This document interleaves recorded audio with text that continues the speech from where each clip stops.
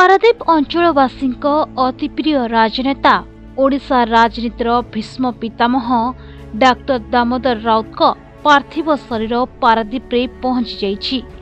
यह पहुंचबा परे सेठारे एक शोकाकूल परिस्थिति सृष्टि होइछि। सकाळे डाक्टर राउत परलोक खबर मिलबा परे तांको मर शरीर को शेष दर्शन करने को पारादीप निर्वाचन मंडलीर विभिन्न स्थान रे दलगत निर्विशेष हजार हजार लोकंक अपेक्षार अंत घटी। पारादीप निर्वाचन मंडलीर तीर्तोल राहामा कुजंग पारादीपगढ़ रे हजार हजार समर्थक और विभिन्न समाजसेवी संगठन तरफ दाम राउत मर शरीर को शेष दर्शन करने को भिड़ जमीथिला। पारादीप 18 बांकी ठारे पारादीप म्युनिसिपालिटी पौराध्यक्ष सहित विभिन्न वार्डर परिषद एवं हजार हजार समर्थक दाम राउत को शेष दर्शन करने सहित पुष्पमाल्य अर्पण करथिले। स्पष्टवादी एवं सारा ओडिशा रे लोकप्रिय हम विश्वास करेंगे मेडिकल घरे जी लोक सब समस्त झुरी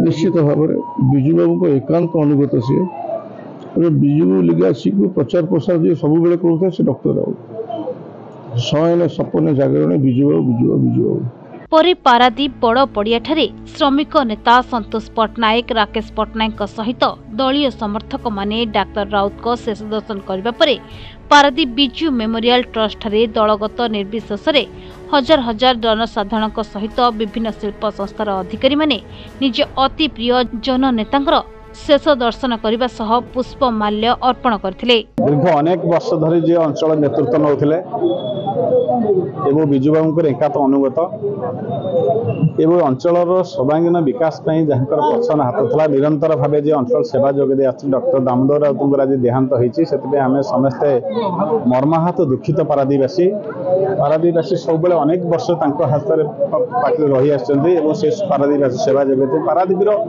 सामग्रिक विकास अवदान के भूली हेब ना। पारादीप प्रशांत राउत को रिपोर्ट प्रतिदिन टीवी।